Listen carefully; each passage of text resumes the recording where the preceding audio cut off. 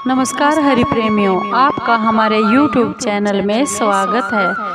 सभी दर्शकों को जय श्री कृष्णा। हरि प्रेमियों, कैसे हैं आप? उम्मीद है आप सब अच्छे होंगे। आइए आज का प्रसंग शुरू करते हैं। आज का प्रसंग है बुधवार व्रत कथा।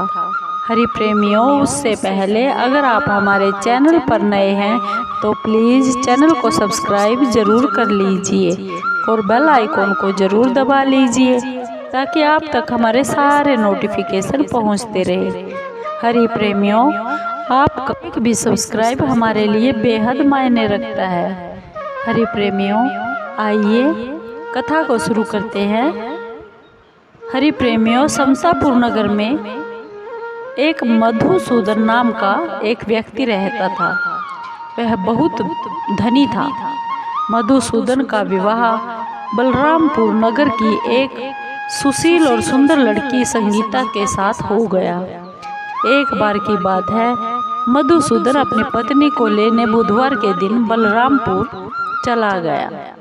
मधुसूदन ने अपनी पत्नी के माता पिता से संगीता को विदा करने के लिए बोला। संगीता के माता पिता बोले, बेटा आज बुधवार है और बुधवार को कोई भी शुभ कार्य के लिए यात्रा नहीं करनी चाहिए।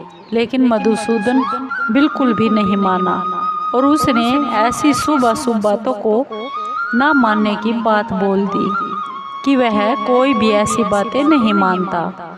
दोनों ने बैलगाड़ी से यात्रा आरंभ कर दी। 2 कोस की यात्रा के बाद उसकी गाड़ी का एक पहिया टूट गया।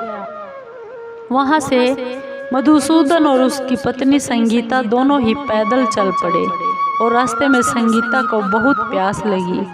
मधुसूदन उसे एक पेड़ के नीचे बैठाकर पानी लेने चला गया।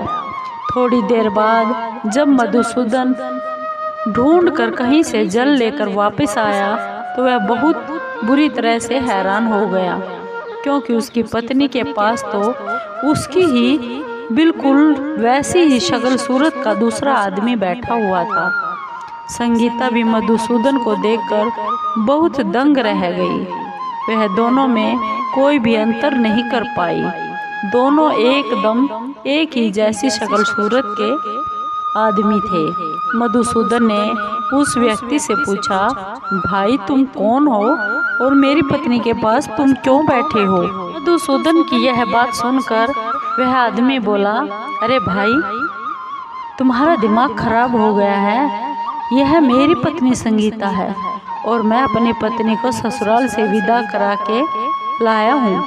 लेकिन तुम कौन हो जो मुझसे ऐसा प्रश्न कर रहे हो? मधुसूदन ने कहा, तुम कोई ठग या चोर जरूर हो। यह तो मेरी पत्नी संगीता है।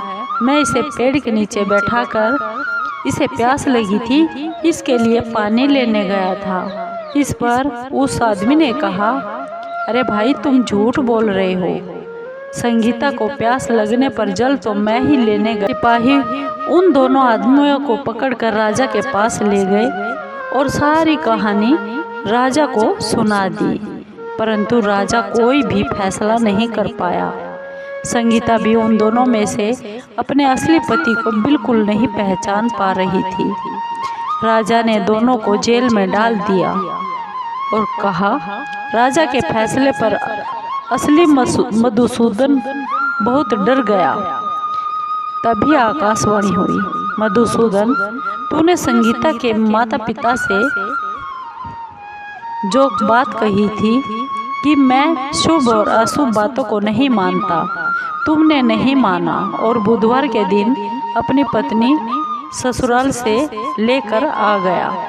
यह सब भगवान बुद्धदेव के प्रकोप से हो रहा है। मधुसूदन ने भगवान बुद्धदेव से प्रार्थना की, हे भगवान बुद्धदेव, मुझे क्षमा कर दीजिए, मुझसे गलती हो गई। भविष्य में अब मैं कभी बुधवार के दिन कभी भी यात्रा नहीं करूंगा और हमेशा बुधवार को आपका व्रत किया करूंगा। मधुसूदन के प्रार्थना करने से भगवान बुद्धदेव ने उसको क्षमा कर दिया। तभी दूसरा आदमी राजा के सामने से अलोप हो गया, गायब हो गया। राजा और दूसरे लोग इस चमत्कार को देखकर बहुत ही हैरान हो गए। भगवान बुद्ध देव की इस कृपा से राजा मधुसूदन और उसकी पत्नी को सम्मान पूर्वक विदा कर दिया। कुछ दूर चलने पर रास्ते में उन्हें बैलगाड़ी मिल गई और बैलगाड़ी का टूटा हुआ पहिया भी जुड़ा हुआ था। दोनों उस बैलगाड़ी में बैठ गए और समतापुर की ओर चल पड़े। मधुसूदन और उसकी पत्नी संगीता दोनों बुधवार को व्रत करते हुए आनंद पूर्वक अपना जीवन बिताने लगे। इस तरह भगवान बुद्ध देव की कृपा से उनके यहाँ सब तरह की खुशियाँ बरसने लगी। इस तरह है जो भी स्त्री या पुरुष विधि विधान से बुधवार का व्रत करके इस व्रत कथा को सुनता है, भगवान बुद्ध देव उनके जीवन के सभी कष्ट दूर कर देते हैं और सभी मनोकामनाएं पूर्ण कर देते हैं। हरि प्रेमियों, आपको ये बुधवार व्रत कथा कैसी लगी? अगर आपको ये कथा अच्छी लगी हो तो प्लीज़ चैनल को सब्सक्राइब कीजिए, लाइक कीजिए, शेयर कीजिए और कमेंट ज़रूर कीजिए। आपके कमेंट का हमें बेसब्री से इंतज़ार रहता है। हरि प्रेमियों, जय श्री कृष्णा।